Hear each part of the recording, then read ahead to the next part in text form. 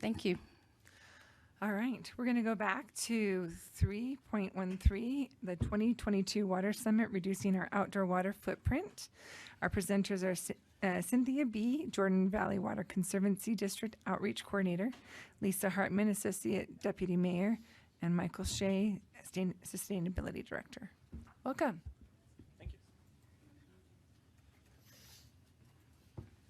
Come bearing handouts. Hello. Good to see you. All right. Handouts are always fun. Handouts are good. We want you to see what we're sharing with the public. So, So I just wanted to mention that the Jordan Valley Water Conservancy District, their board is meeting on May 9th, and Bart Forsyth will be coming on May 24th to talk about possible water restrictions and other things. Cynthia is just going to focus on outdoor water footprint. So if you have those other questions, I think you'll get those answered and can ask those questions on May 24th. And we just thought then Cynthia would start off, and then Michael and I will quickly run through our PowerPoint and then open it up for questions. okay. Oops, I gotta get through Amy. You guys are louder than my students at school when they're doing this. All right, Okay. go ahead. Well, we are about 5 years in to our Localscapes method and our push. For those of you that don't know, Localscapes is a design style that was created specifically for Utah to handle the conditions that we have here. We're not quite dry enough to need the same things as Phoenix, and we're not quite wet enough to have the types of landscapes that we have right now. So we're trying to kind of create this new and establish this new standard for Utahns that we think people can feel good about. We want to do what it takes to conserve the water and to keep our water supply stable. And to do that, cheapest water we're going to have is that which is already in our system that we're not wasting. So we're looking at ways that we can help reduce that. Our team has really focused on a couple things, but today we're here to talk about Flip Your Strip. It is, I'm pretty sure, the top landscape trend in Utah, and if it's not, we've been saying it. So, you know, fake it till you make it, I guess. I don't know. But it is actually, and we'll show you that as we go through the slide presentation. So who has that? Oh, not me. Oh, there we go. Woo. So hit it one more time so we can tour. This is one of our local homeowners in Taylorsville. And this is a great example of a flipped park strip. This is the quality standard that we're talking about. So if you're concerned that we're talking all gravel or cactus lava rock, there's a reason we use the term localscape for a xeriscape, and that's because we need to just avoid the entire negative connotation that has unfortunately been saddled with xeriscape.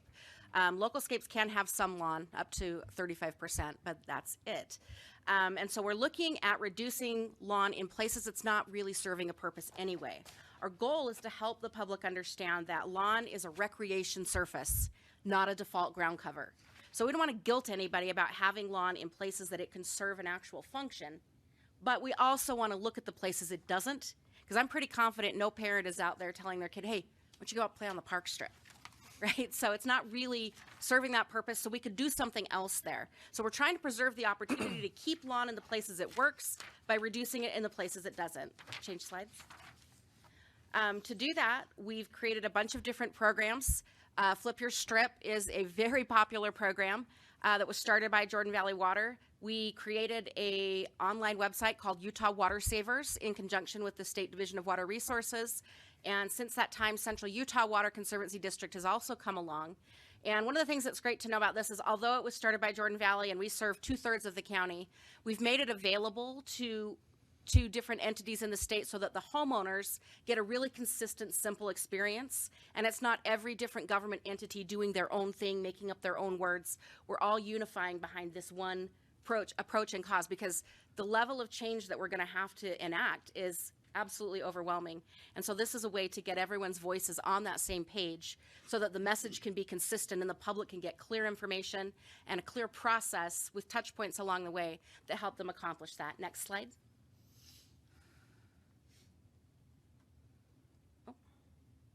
Okay, so there are some requirements in a park strip, and go ahead and switch that again.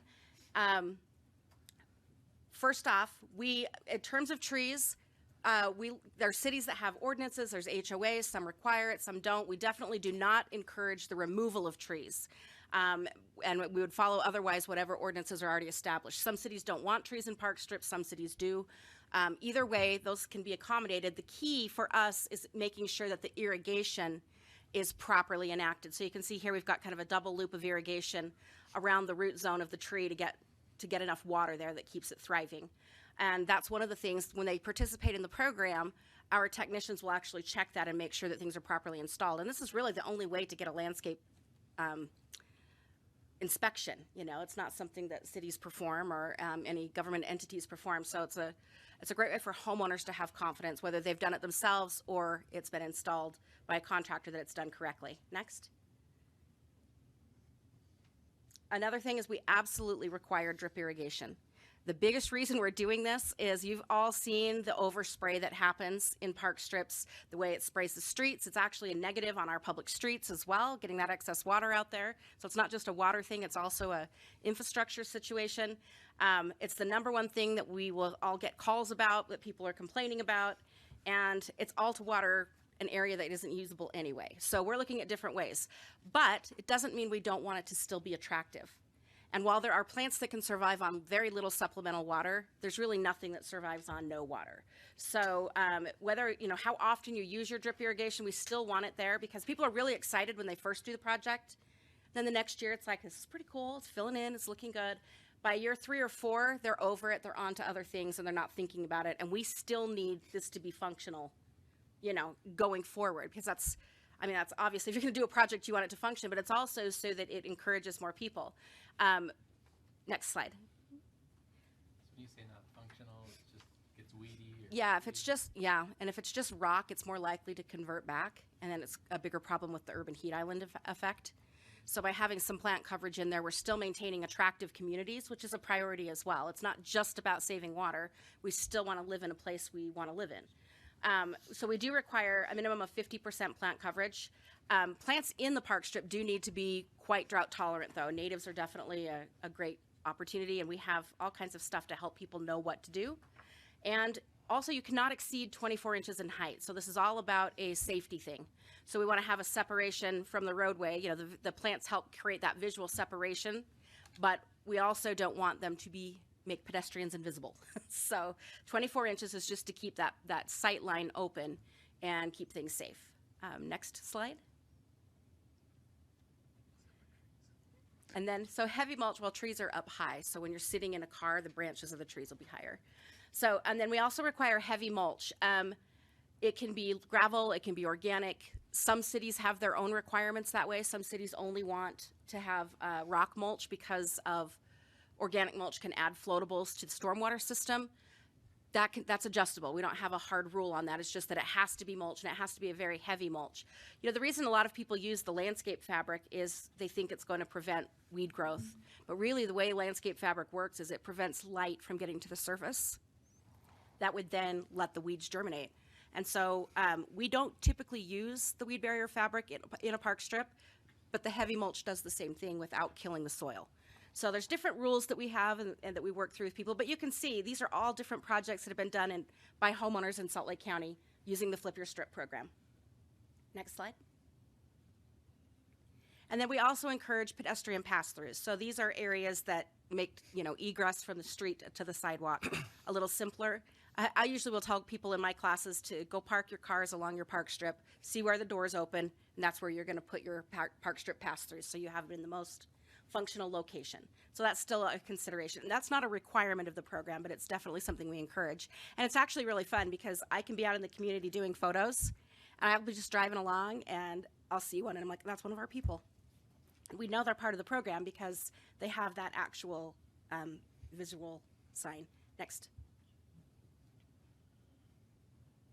Okay, there's lots of different public promotion going on. Excuse me. Next slide. This is our participation. Oh my goodness. Sorry. Yes, please. Thank you. I've just got a frog in my throat. That always happens in an important moment. Yeah, it does. In any case, you can see the massive increase in participation over the past couple of years.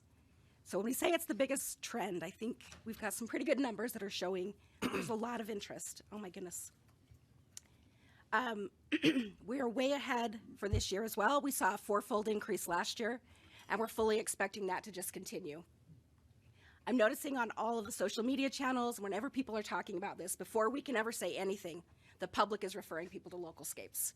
So the public is really recognizing this as a great way forward, and it's a great way to have a Utah happy yard.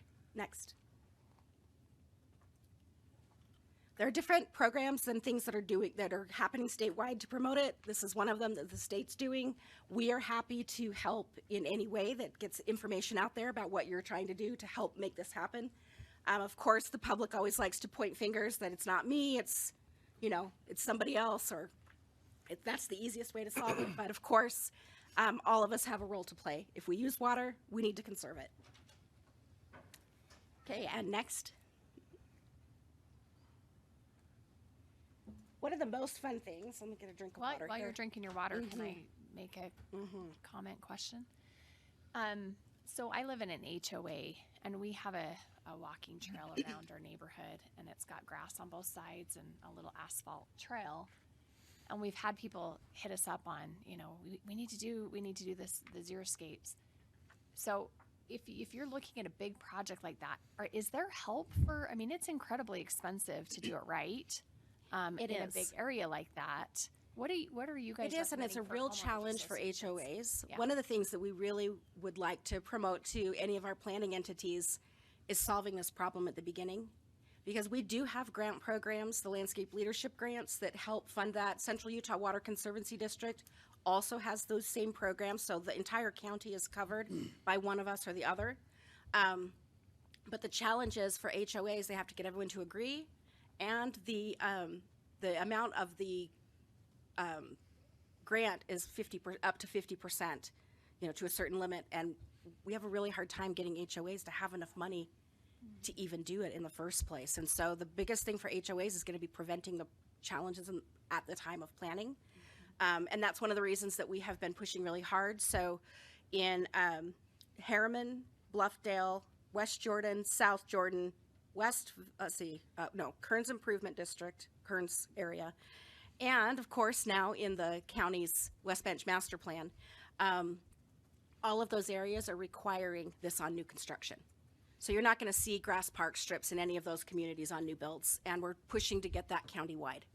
So there's just, it's time. And as much as we're paying out rebates for people to change what's existing, at the same time we can get one homeowner to make a change, you've got 5 or 6 new homes being installed with wall-to-wall lawn. So not all, we have some builders that are localscaping now, but that's just a standard that we're going to have to apply across the board so that we can get a grip on the new construction and the demand that that's creating on the system. And then we will continue to go back and rebate people with existing landscapes that are choosing to make those changes. This example right here is a really fun one in Riverton. Those are 2 different homeowners, and they did the same thing together.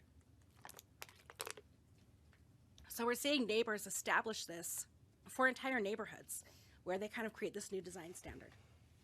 Next.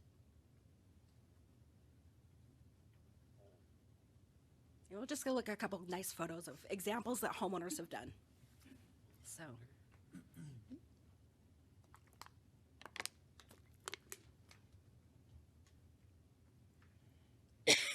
So you can see that we have at least 50% plant coverage, different widths of park strips, all different circumstances. But what's most fun for our team is that we tease people that they need to be lone weirdo. Be the first person to do it in your neighborhood, and you will see it expand. And so the very first neighborhood where we did our pilot program in 2016 in Murray, we had a few people participate that first year. And now when I go back and photograph it, last year when I was out there, about 50% of the neighborhood had flipped. So someone sets that standard. If they do a nice job, which is one of the reasons we have standards, it catches on and everybody just starts doing it. As to your your HOA, I had one of your HOA president in a class I taught this past week for Taylorsville City. And so he's chatting with me about maybe some park strip standards that they can adopt into the HOA standards so that when homeowners choose to flip, there's a standard that still keeps that consistency through the community. The public is absolutely on board with this in ways I've never seen. I would have expected a lot more pushback when we saw those ordinance changes in cities. There was very little. It's like people understand it's time. in our classes. I mean, I taught a class I signed up to teach a class in Taylorsville and Riverton this year and Draper in those 3 cities. And it was going to be one class. And it ended up being 2 classes, plus we had to broadcast online because there were so many people that were interested in getting this information and making this switch. So the time to act is really now. You know, in Utah, we're always going to either be in a drought or recovering from one. And as we get our population continues to grow, the buffer in our water systems is shrinking. And so, you know, we're going to, in years that we have plenty of water, we need it to fill those reservoirs. And so we really are looking at structural changes that once someone flips this park strip, it continues to conserve water even when it stops being top of mind for that person. And that's really what we need to do. We need to shift the public in that structural direction. So we're not all just looking at the reservoir levels and thinking, that's going to tell us what we need to do. Do I care this year? Do I not care this year? You know, what we really want to do is use the years that they care to get people into a position to have a more resilient landscape so they aren't so vulnerable to the fickleness of our climate and the impacts of our increased population. Okay. Can I make one more comment? Yeah. You said something to me years ago that was totally impactful and helped us as we even redid our yard, and that was to draw your grass first in your yard. Yeah. Like draw the space that you need for, you know, like you're saying, recreating or whatever, and then everything else around it, like then you fill in with xeriscaping. And Correct. I love that concept because it makes total sense. I mean, normally people just plant their, you know, their flower bed or whatever and draw that first, but it's the drawing your grass first that I think is such a good concept. Well, you know, in climates that aren't Utah, where lawn just kind of grows, that's kind of how design is taught. You just add things on top of it. And the realization that we had was that that's backwards for us because we have sprinkler systems and that changes everything about what can be efficient. And so lawn is just a planned design part of the landscape. It's not that they can't have it, it's that we can't thoughtlessly have it. We got to put it in places that's going to function, that it's going to serve recreational purposes, it'll be attractive center point, and then the edges and the side yards and the awkward spaces that aren't so important, there's things that we could do there that we'd use more. And in fact, in classes, I joke with people and I say, you know, if you want to know how to change your yard, next time you're mowing, think about the last time you were in that part of the yard. And if it was the last time you were pushing the lawnmower, there's something else you could do there that you would use more. Totally. Thank you. Thanks. Okay. Any other questions from council? All right. All right. Well, this is our last water summit. And at the beginning, we indicated that we were going to be bringing you possible policy ideas and projects. And obviously, Cynthia's highlighted a very large one. In general, the mayor has asked us in her portfolio to look at water conservation holistically rather than portfolio by portfolio, since it is a bigger thing to do than just to look by portfolio. And so one of those things in looking back is the park strips and the parking islands, which Michael's going to go into in a little more depth. But I just wanted to let you know that we have been meeting as a team across portfolios on water conservation. And this idea, along with many others that we'll be bringing to you, are a collaboration so that you know that our portfolio is working together when we're looking at water conservation. And Cynthia pointed out that on the West General Plan that we have worked closely with Jordan Valley Water, and the policies that we've put in the West General Plan, if the council were to approve it, we would come back with an actual policy that mirrors a lot of the cities in Jordan Valley that have those for the unincorporated area. So just so you know, even if you were to approve the West General Plan, that will not make it policy. Again, that's just a visionary document, and we would come back with some policy changes. And I'm going to kick it over to you, Michael, to jump in on. We're pretty excited about this, I have to say. Never thought we'd be super excited about parking strips and parking lot islands, but here we are. Well, Cynthia really kind of teed it up great. As you know, as Lisa and I have been working with all the different departments and divisions, looking at ways we can help save water. Really, what came up again and again towards the top was really parking strips and parking lot islands, primarily because they were not used. I mean, as Cynthia said, nobody's ever gone and had a picnic on a parking lot island or a parking strip, and they really serve primarily as an aesthetic cherry on top to landscaping. But I mean, parking strips, they do serve a purpose. I mean, they provide a right of way for public utilities, and so there's a reason they exist. And they also provide a nice buffer between the sidewalk and the street. And then parking lot islands are really just there to kind of make sure the parking lot's not one giant piece of asphalt. So it provides separation and shades cars. And so in terms of utility value, they're pretty low on the list, which is why we're focused on them. Next slide, please. And the biggest reason, one of the reasons we're looking at them is, of course, they're huge water hogs. On average, and this of course depends very much on the size, but they can use 5,000 to 8,000 gallons a year. And for the ones that we're looking at, that's on the low end, because we've looked at the largest parking strips within the county. And yep, you could probably count on one hand how many times they're actually used by the public for a purpose other than walking over to get somewhere else. Next slide, please.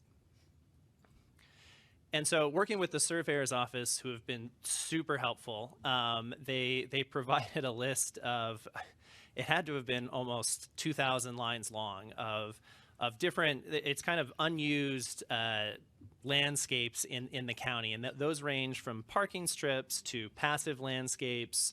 At our facilities, I'll just clarify. Yeah, there's sorry, a lot I of other- apologize. Yeah, not. There's a lot of parking strips. This is just in our. Well, but county I mean facilities. imagine how many there are in the whole county, and if it's thousands within Salt Lake County facilities. And so we worked over the last month and 2 months, kind of narrowing down that list, looking at different criteria, such as primarily looking at the size of the park strip and then geographic diversity around the county. And so we have narrowed it down, next slide please, to about 132 strips at 39 different county facilities. And those represent tens of thousands of square feet, but they actually, if you look at the total list of all parking strips, this is about 60% of the square footage, but they only represent about 5 to 10% of the parking strips as a whole, if that makes sense. And so we've really concentrated on what are the largest parking strips the county has in its inventory to be able to kind of tackle the biggest ones first. And then we are also, in addition, and so we're going to be zero-scaping or local scaping, or we're going to be looking at local scaping or zero-scaping, excuse me, these strips. Basically, the pictures that you saw in Cynthia's presentation is really what we're going for. So you still have an aesthetic quality, but you also drastically reduce the amount of water that's used. And then, just a quick mention on the government center. It is, the sort of the face of the county. It's our one of our biggest facilities.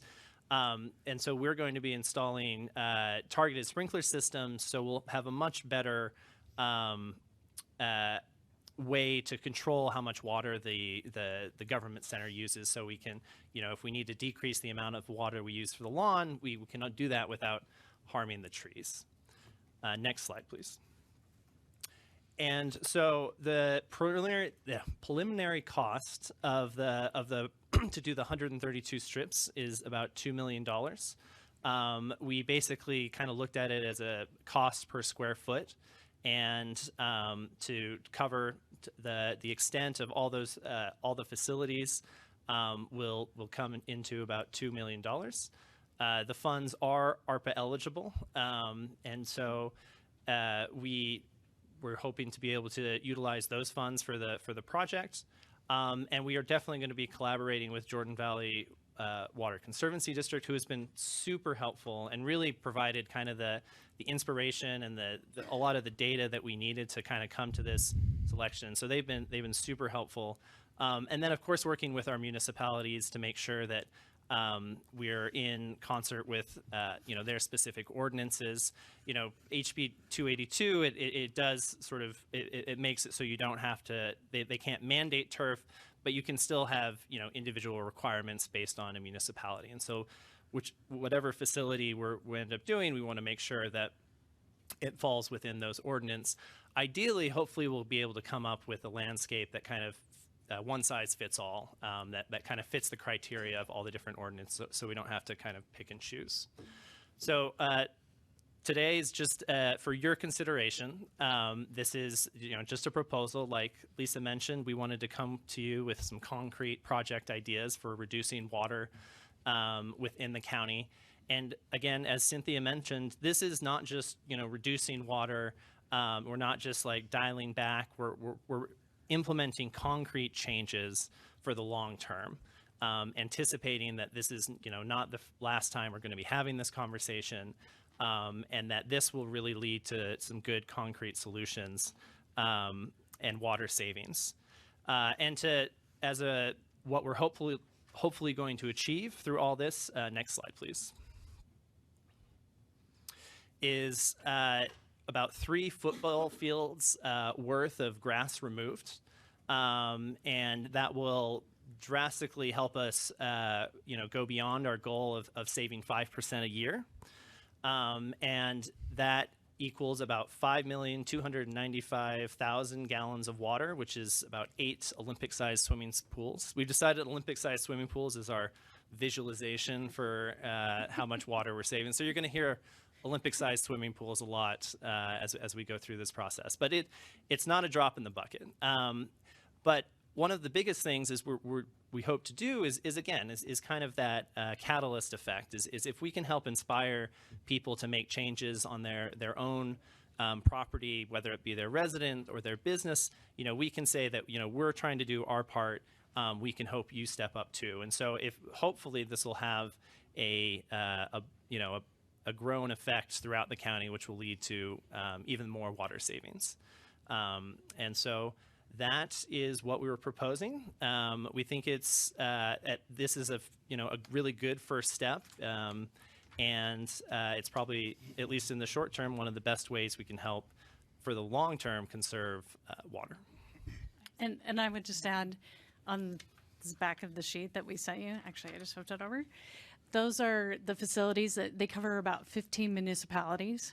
So obviously, if the council were to take it to the next step, there's a lot of work and collaboration on top of with Jordan Valley and working with those municipalities to meet their ordinances in their community. If for some reason we weren't able to work something out, we obviously have more park strips than we are proposing to start with. So we feel confident that we would spend $2 million on park strips. They just may change depending on where we are in terms of with different municipalities.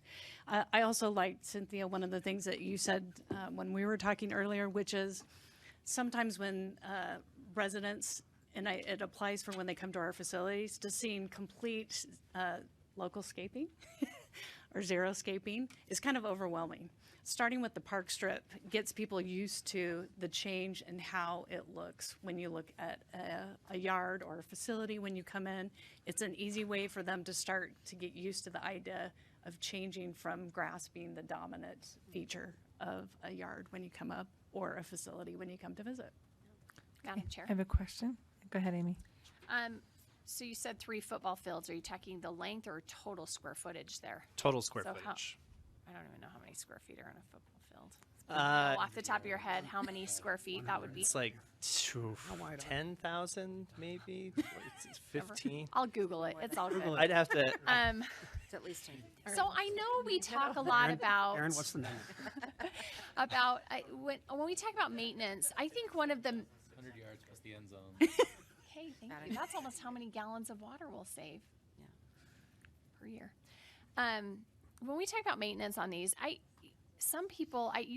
we've all seen this, where people do xeriscaping and then they don't maintain it and it looks terrible. Like, it would have been so much better to not do anything.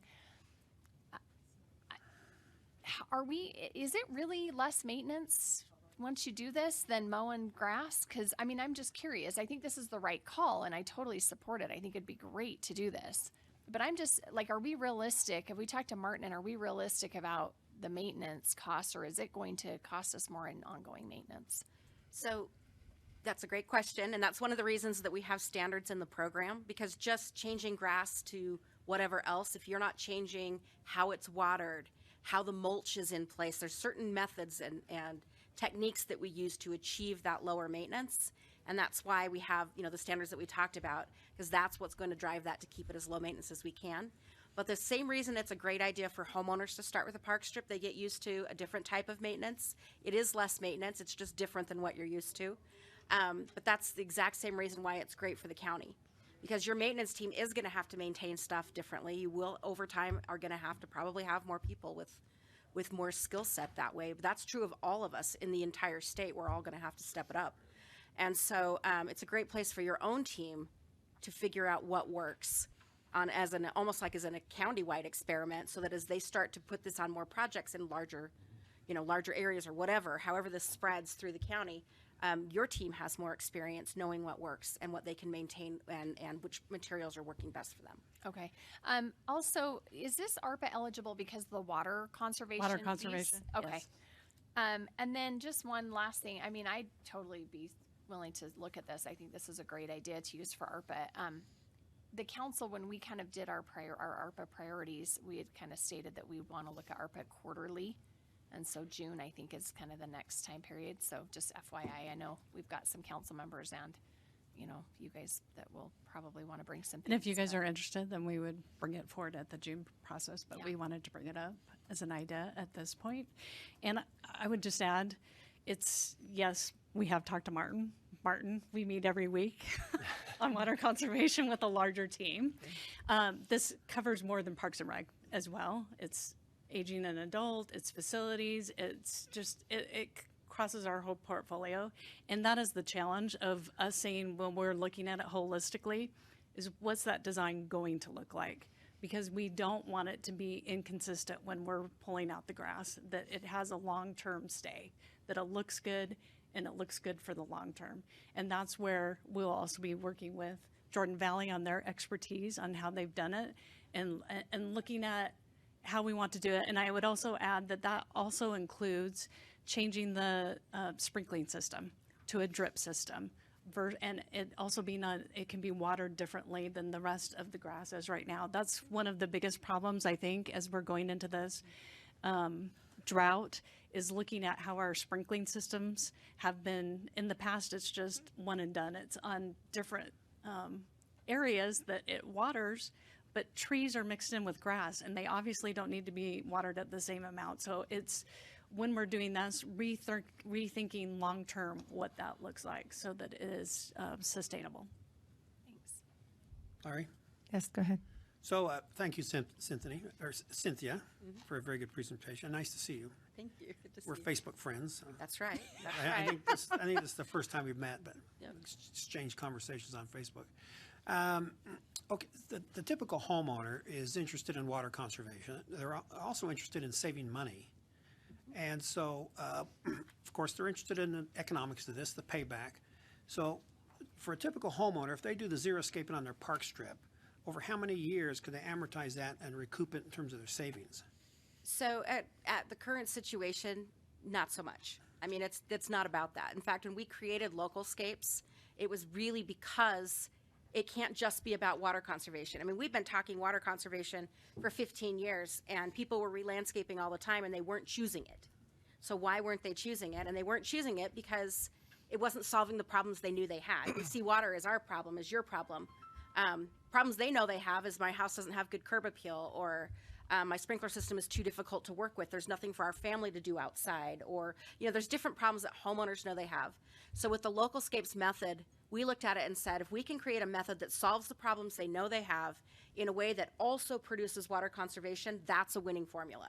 Because whether you care about water conservation or not, a Localscaped property is a much better quality property that's actually going to meet your needs. The fact that it saves water is an added bonus, but there's reasons to do it that don't involve that. And we've seen the adoption of Localscapes so quickly because people immediately see how it solves the problems that they're trying to solve already.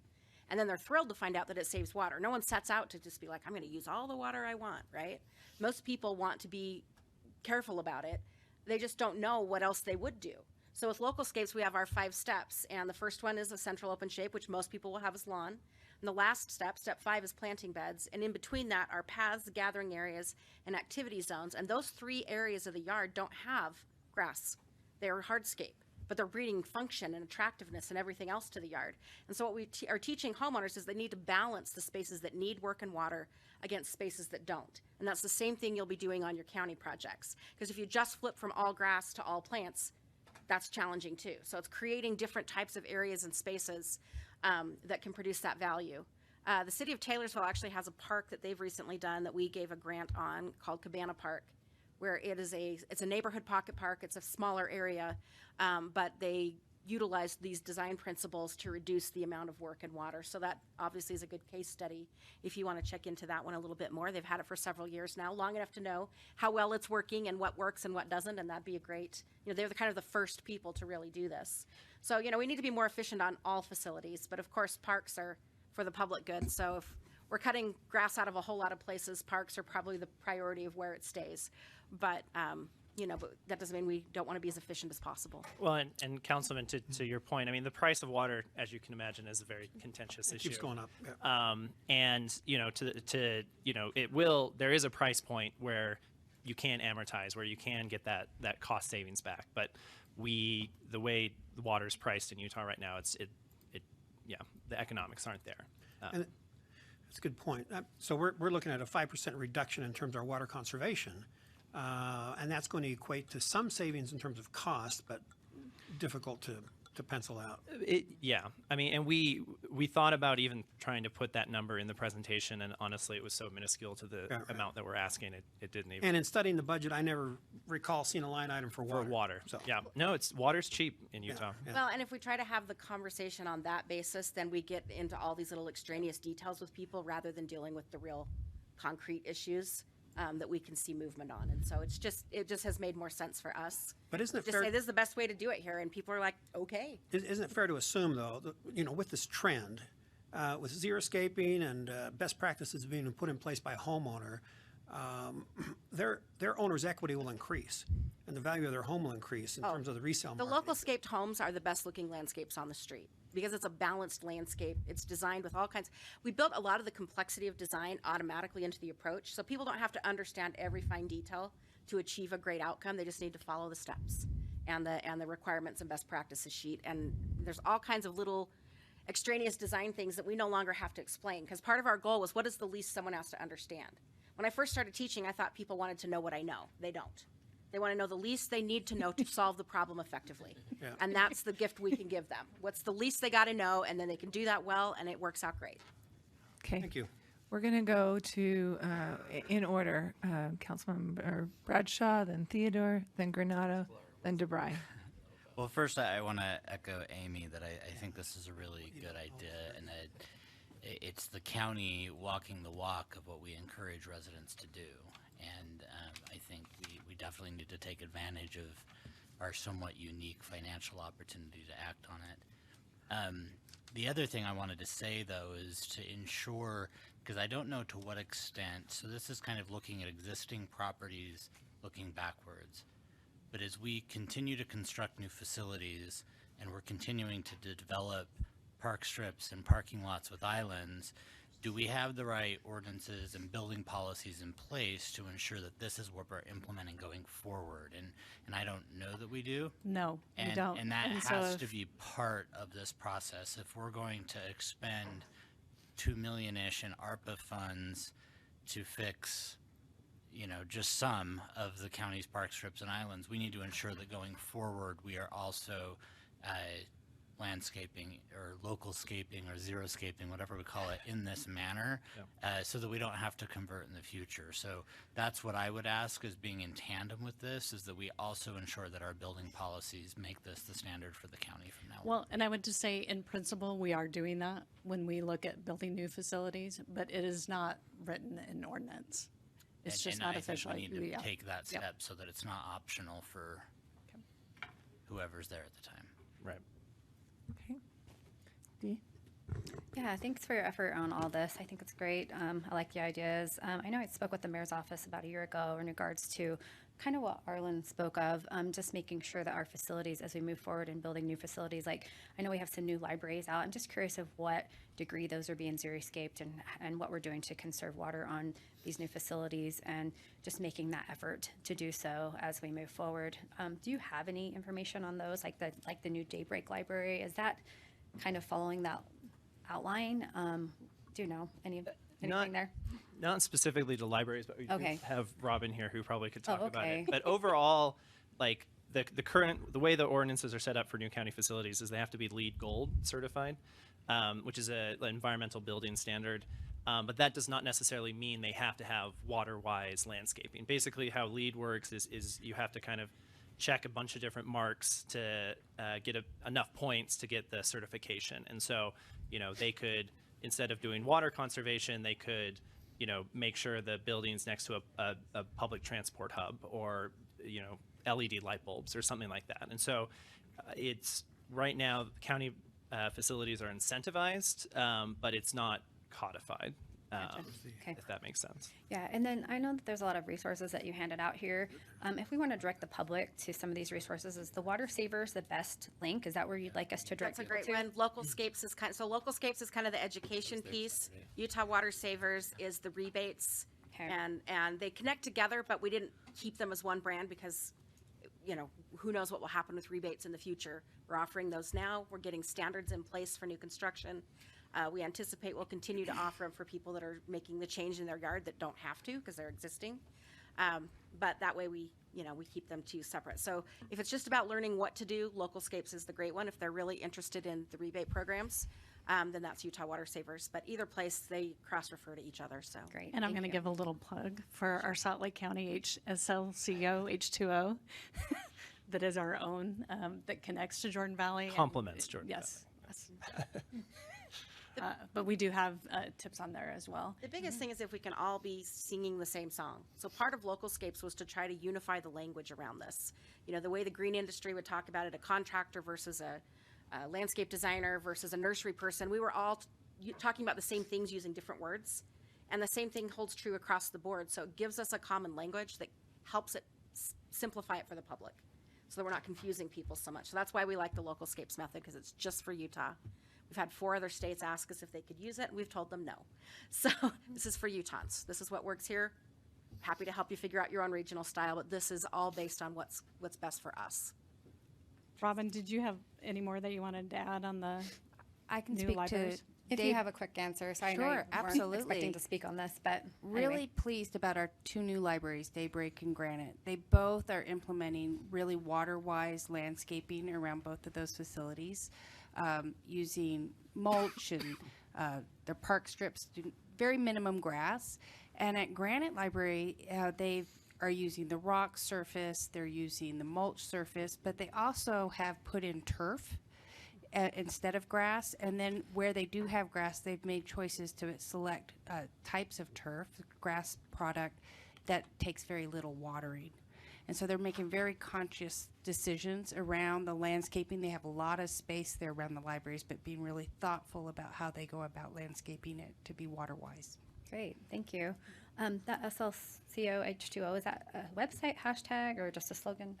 It's All- a all of website. the above. It's slcoh2o.org. And Okay. it's on our, it's just, we did that URL just because it's easier to remember when you want to think about water conservation in Salt Lake County. And all these resources are on there as well, like the, okay, Water Savers and all that. Okay, Well, you can connect to them. okay, Yes. great, thank you. Okay. Ann? I've got a couple of practical questions about localscapes.com. So it says a list of professional partners. So those would be people that could tell you what to do, or would it be people that could come and take up your grass and help you repurpose your sprinkling system? All of the above. So some people are going to do it themselves. Utah's a very DIY state, and we help and train those people. That's a perfectly acceptable way to go about the project. We'll help them get a successful outcome.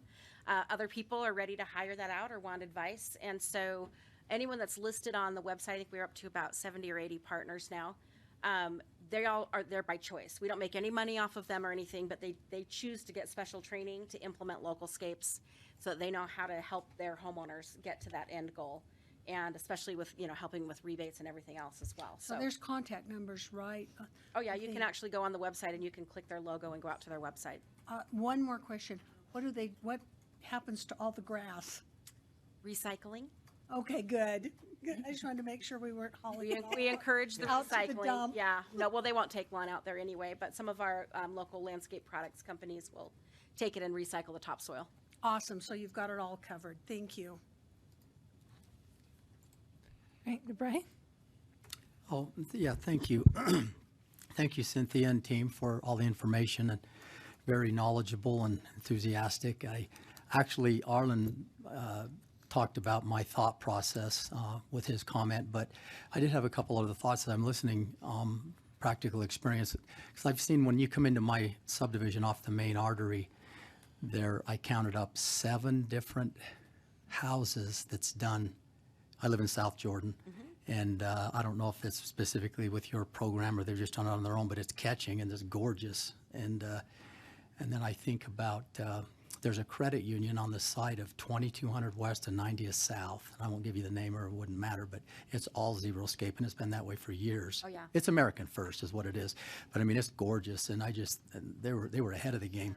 Mountain America's been doing that since the 90s. Have they? Yeah, it's just fantastic. But I hate mowing and trimming a drive strip anyway. It's brutal. That's one of our favorite parts. When people have local scape the whole front yard, they come back and tell us it's like a 7-minute Yeah. lawn mow. Yeah, but thank you for the presentation, and I really like what I'm hearing. I think it's wonderful. Thank you. Go ahead. Sorry, one more comment. I'm trying to pull up your page, but it's not pulling up. I've got it right here. You did? Yeah, I just What am pulled I it up. doing wrong? Pull it up. Oh, So it's and I'm when SLCO. When you get to the O, I think your instinct might be hit 0, and so it's I've tried it both ways. Yes. Okay, I'm But I was just trying. going to say that we'll send both of Oxygen. Cynthia's links and Salt Lake County Okay, cool. SLCO H2O. I don't know. We'll send the Copying links and right pasting. Okay. Perfect, But we're also Lori, doing thank the you. new I'm just website, not so techie, I there's been guess. like on and off issues. Cool. So All right, no problem. I just want to do it myself, Lori. That's fine. I pulled it up, so it works.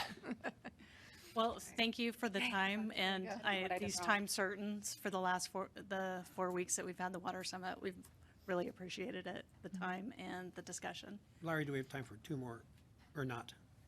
Well, If we don't, I won't. hold on. If we let do, me- I will. Let me peek really quick, but I think we are okay at the moment. So go ahead, but I also have a question too, so it's going to be Okay. 3. Question for Michael. We're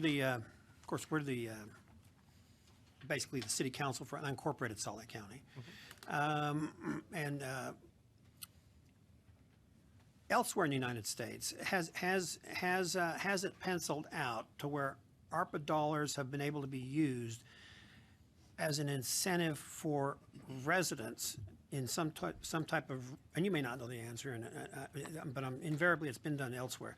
But have ARPA dollars been used, or can they be used as an incentive or a rebate to help incentivize residents to xeriscape? That's an excellent question. I don't know if the Daves are here. I think we'd have to check on that just to be sure, but I mean, if it falls with, Would $500 move the needle? 500? Or whatever? It's, You know, as an yeah. example. Well, I mean, again, kind of our very sort of rough estimates were about $8 a square foot. So if you think kind of in front of your house, that's probably $200-300, I mean, 200 to 300 square feet. So, like $1,600 to do the whole thing. So yeah, I mean, 500. It's kind of looking at where that price point is. But I would definitely have to check with the DA's office. It's just if it would theoretical. be- I just throw it out there. Yeah. I just throw it. It's just a thought that came. Well, as and we were council having this member, I would discussion. say, it's kind of like when we did the water conservation, our earlier ARPA request, teaming up with Jordan Valley. I think that's what we would want to do on a request like that, because starting from scratch to get people educated and putting that out there is a tremendous cost. And that's where, when we're talking about those projects, teaming up with people who are already out in the public sphere, who have the they're already considered the expert. Teaming up with them is probably more likely. I think if you were looking at that we would want to team up and do something similar like we are with the land use and water conservation. Well, and it actually raises an interesting question for Cynthia is with your Flip the Strip program, would it be better to have just a bigger pot of money at the current level incentives or like a higher, greater incentives? Did you see what I'm saying? Like, Yeah, so our, and Bart can address this in more detail when he comes, but basically we have a whole team that's kind of looked at what is the right amount for the incentive, and we're always kind of studying that against it. Our goal is to have enough of an incentive for people that were already considering doing it are willing to do it this way. We're not necessarily trying to incentivize people who weren't considering at all, because we just find there's a difference in how well they implement it and how well they maintain it. So we're at the beginning stages now. We want to get the people who are going to create beautiful examples in their neighborhood and become that person in the neighborhood that everyone asks.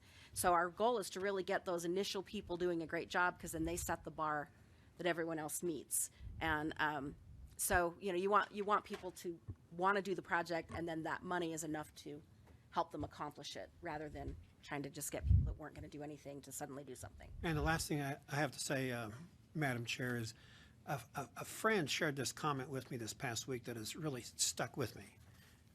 He said, I'm willing to let my lawn die so the Great Salt Lake can live. And that's stuck with me. yeah. So, thank you. Thanks for your presentation. Very well done. Okay, I do have one more question. I know that there has been some larger neighborhoods and things that have considered doing this as a group. How do you handle it if a large area decides they want to try doing this? Is that something you work with them on as a bigger project? And Yeah, so we have a couple different ways. It just depends on, the type of project. So we have different programs. Really, we have some type of program that will help any group. We have seen, if you're around and you want to see it, some of our home builders actually have already started installing localscapes on new construction. So, for example, Garbat Homes on the Granite Legacy subdivision there, where Granite High School used to be.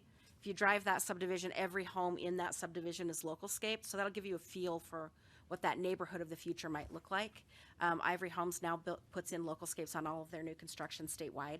So even our building community, our development community is realizing this is just going to be the way it is what it's going to take going forward, and we have a beautiful way to accomplish it. We're trying to preserve the opportunity to retain some lawn. We don't need people to be extreme. We just need them to be smart, and just do a little bit. And if we get most people to do something, we'll build a lot more safety into our water supply. okay, thank you. All right, you catch everybody? Great, you. great discussion. Cool. Thank you. You so much.